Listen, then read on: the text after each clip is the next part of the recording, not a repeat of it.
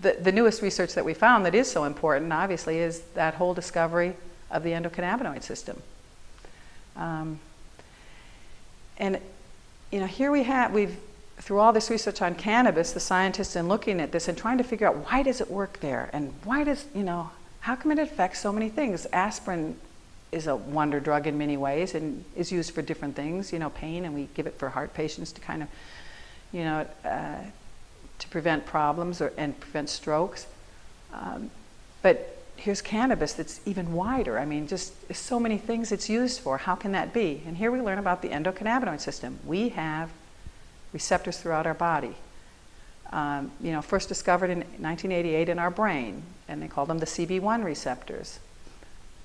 After that, the next discovery was that we make a cannabinoid and they called it anandamide, the first one that was discovered. That was great news. That was 92. The receptors were discovered in the CB1 receptors discovered in 1988, and the anandamide in 1992. And then shortly after that, they discovered that, my goodness, we have more receptors throughout our immune system, and they call them CB2 receptors. The more we learn about that, we've got them throughout our body. Then pretty soon we learn we've got more cannabinoids in our body called endogenous cannabinoids, meaning made by the body, or a shorter version, endocannabinoids. So here we are as humans. We've got these molecules in our body and receptor sites specifically for those molecules to fit in that will start a chain of events, different physiological processes in the body. And a researcher in Italy, Vincenzo Di Marzo, several years back, was trying to describe how important this endocannabinoid system was, and he said it helps us eat, sleep, relax, protect, and forget. And I'm not sure if that covers everything, but it covers a heck of a lot, and it explains a lot. I think the eating, we all know, helps with the munchies. Even the drug, people who go along with the drug prohibition will even give you the fact that it does help with nausea and vomiting and gives people the munchies. The sleeping, it's a wonderful sleep medication. I've got an old nursing textbook, a pharmacy book, and I looked up cannabis in it, and there it was, and it was in bold that it was good for pain and induces sleep. They were the main things they thought were really helpful for cannabis back then. And sleep is obviously very important.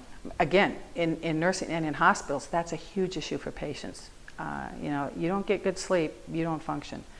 And especially for people who go night after night after night without sleep. The relaxing is a huge issue, and in so many ways. Relaxing the anxious person, calm down, relax. The muscles, for those patients who are having spasms, for chronic pain, even migraines, when you're thinking the blood vessels are spasming, relax the vessels. Crohn's disease or irritable bowel syndrome, relax the bowels. People just do better in that regard. Forget, the ability to forget is an important one. One of the classic normal forgetting that women need is childbirth pain. You kind of think that if they really remembered how much it hurt, they wouldn't get pregnant again. So it could be really good birth control if our system wasn't working to forget that and kind of be willing to go through it again for the sake of a baby. But in modern times, this whole endocannabinoid system, which helps us stay in balance, helps us deal with stress when we're faced with abnormal psychological stress, trauma, and end up with post-traumatic stress symptoms. The nightmare, the best example of that being our veterans who are looking at war, either harming other people and knowing they might be killing someone, or they have killed someone, or being wounded, or seeing their buddy blown to bits. I mean, they see all the horrors of war. You can't come back unaffected.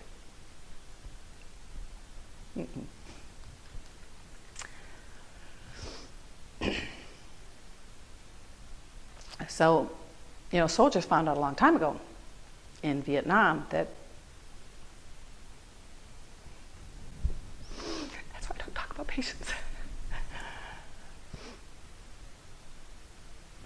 When you talk about this, it reminds you of specific patients that you've known? Yeah, you can think of a lot. What they've gone through? Yeah, I mean, we know that Vietnam War, and now with the war in Afghanistan and Iraq that finally ended, that we're losing more soldiers from suicide when they come home from suicide than have died over there. And it's because of what they have to deal with. Face the fact that, they've killed, didn't even know who it was they killed, or, living with the injuries that they have. But I think the most is that they will always have those memories of what they've seen. The forgetting is very important for them to help make sure they don't. Oh, they can get past it. I mean, the nightmares keep them going, the flashbacks, it obviously is devastating. I mean, when you're looking at someone willing to kill themselves, and unfortunately the system now for veterans their answer is to give them a lot of medications, which we've seen the veterans, we've heard from the veterans, it's not helping. It makes them feel even worse. And then there are side effects of the medications they get, because there's some pretty potent toxic medications. So that forgetting is hugely important for anyone who's been through a bad trauma. And then finally, the protect. The protection on the endocannabinoid system is really wide. I mean, like I said, they found the CB1 receptors, CB2 receptors are kind of with the immune system. This is part of our immune system.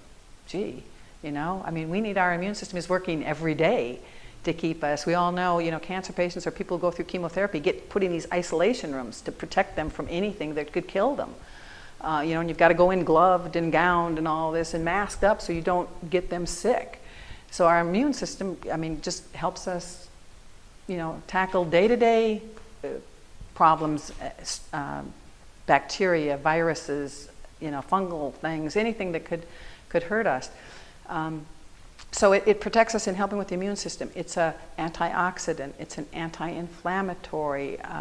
It works as a neuroprotectant, protecting our nerve cells to actually help regenerate nerve cells. And we're looking at, is this a problem?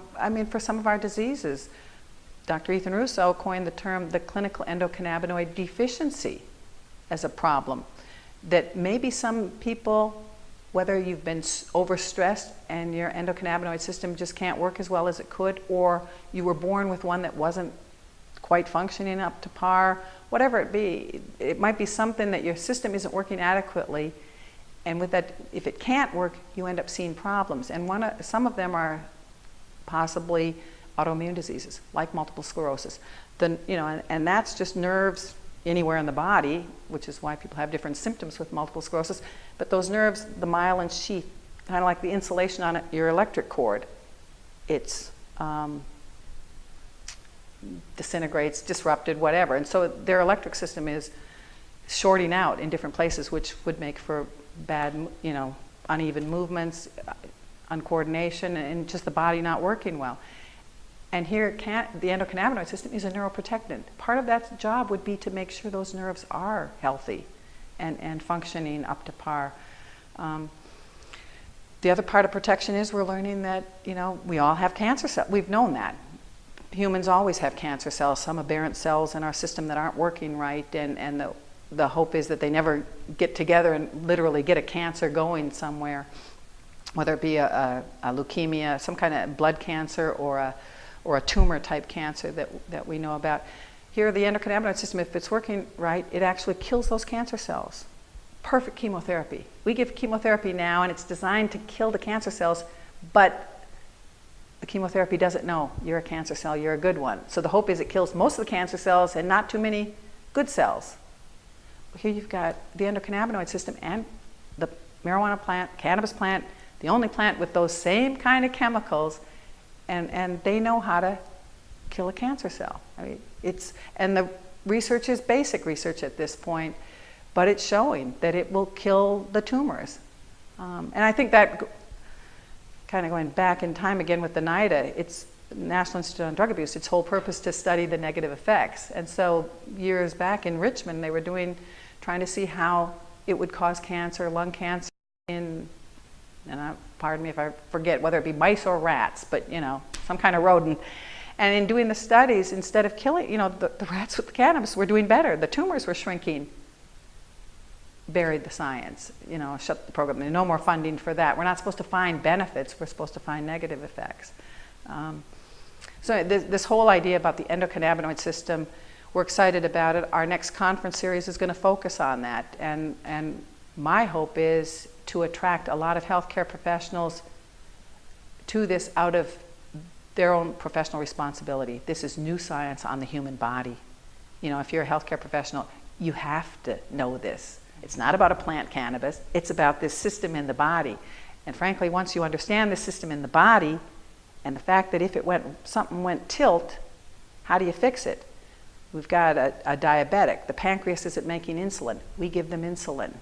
We've got a patient with a thyroid problem, the thyroid gland isn't making thyroxine as it should, we give them Synthroid. We give them a chemical to help replace that. So if the endocannabinoid system isn't working well, it would make sense we'd want to give them some cannabinoids. And here is cannabis, Mother Nature saying, I got it for you. Come and have it. So healthcare professionals have to wake up to that. And again, you hope that maybe if they'll look at it from that angle and really wake up and kind of go, oh my God. I just want to be there and watch some of these healthcare professionals and hope to see like a light bulb go off in their head or something to just kind of go, I get it. I get it now. And I should be advocating for this. What is this prohibition about? Instead of people saying, well, it's against the law, we can't, we need to really start saying, why? Why is it against the law? This is the stupidest. And it's not just stupid, it's harmful, it's cruel, it's criminal to prohibit a plant, and I even say any plant, it's contrary to be destroying a plant, to set out, with our country has a mission, in terms of we've got our law enforcement and the DEA, all these people just literally, they score if they can find some marijuana and destroy it. To somehow think that that's a great thing. I've often said if you're going to destroy a plant, I don't really think we should be destroying plants, but if you picked anyone, I'd pick poison ivy. I just don't know what it's good for, but go after something like that. But here it is, this wonderful plant, and then of course your patients who are trying to do it, then the next thing you know, they're going to court being charged with manufacturing drugs, and it's like, no, just growing a plant here. The whole thing is so insane, and yet everything's so simple. What Patients at a Time, I think what we're trying to do is just bring the truth. And people, it's not that we worry about research. We've said, and that's been another kind of push we've had to try to tell people. The whole idea about Patients at a Time is saying this is an old drug. It's been tested more than any of our new pharmaceuticals. We would have known if it killed somebody. So we know it can't kill. We know it doesn't do this much harm. These new drugs that are out on the market, you kind of think they're safe enough. Supposedly they went through enough studies to do that, but how many drugs have been pulled from the market? Because too many people have tried it, and now all of a sudden we're seeing the liver damage, we're seeing the heart attacks, we're seeing osteoporosis medications now, and we're seeing that, oh my God, if you stay on them, your bones break because it gets your bones too hard and brittle. So here you've got this old medicine, and that's safe. It's not going to be any surprises. It should be available for everybody.